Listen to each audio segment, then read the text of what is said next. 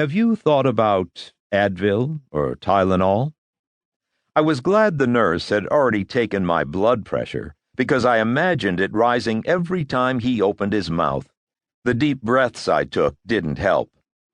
"Look at me," I said. "I'm sorry?"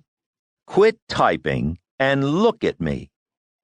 He did, mouth hanging open, green eyes wide with confusion, as if he didn't know what to do with a patient who was going so far off the script.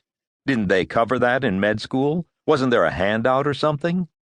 I let him stew in the awkwardness a few seconds before I spoke. "I'm only here because my old pain management specialist moved to Idaho, and the HMO said I have to start from scratch." He didn't answer. I don't think he knew what to say. Across the room, I heard my partner's ringtone sound from the cell phone in my coat pocket. She knew where I was. It could only mean one thing.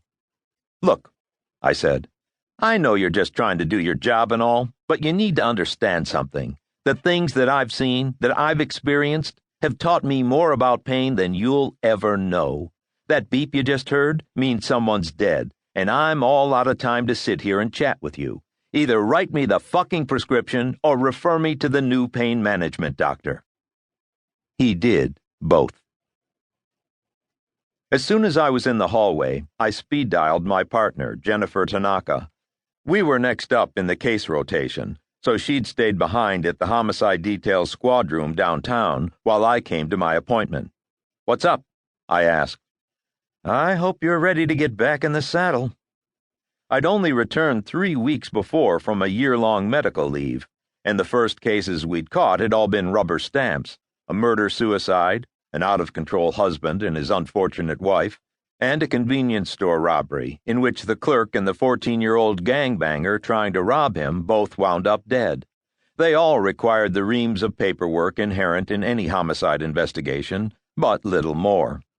"Something interesting?" "Yeah, it's bad. Mother, 2 kids, Bixby Knolls. Looks like a home invasion. I'm on my way now." There was a waver in her voice I couldn't remember ever hearing before. I wrote the address in my notebook and told her I'd meet her there. They used to call Bixby Knolls Uptown. They don't so much anymore, but its Los Cerritos neighborhood is still one of the oldest in the old money sections of Long Beach. While most of the city has grown denser and taller with cutting-edge architecture and designs to meet the ever-increasing upmarket demands of gentrification, Bixby Knolls is still the place to go for a traditional starter mansion with half an acre to call its own. Bordered by the concrete flow of the Los Angeles River on the west and hemmed in by the 405 freeway on the south and the Virginia Country Club on the north, it's a quiet neighborhood, still clinging to the notion that ostentatious bragging about wealth is just plain bad form. The homes there are luxurious enough that they never took the hit the rest of the real estate market did. The prices start at just under $2 million. Driving up Pacific, I watched the neighborhoods grow more expensive and expansive with each passing block. It doesn't take long after the street passes under the San Diego freeway to reach those 7-figure price tags. It turned out I didn't even need to check the address. By the time I got there were already 3 cruisers, 2 unmarked cars, and the crime scene details van. Something was off. There was way too much activity for such an early stage of the investigation. I parked my Camry across the street in the shade of a 100-year-old oak and got out. Half a dozen uniforms were hanging around the sidewalk in front of the house. I knew most of the names and faces, but nobody spoke. Just a few nodding heads. The house was a large colonial-style 2-story, white with very well-tended landscaping and a sprawling lawn at least 15 yards deep, bisected by a stone pathway. As I was walking up, Jen came out of the front door and met me halfway. "What's up with the crowd?" She didn't answer. That surprised me. I softened my tone and said, "What's inside?"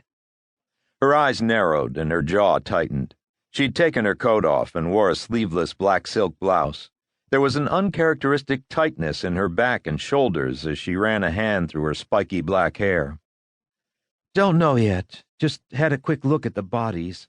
Then I saw you pull up."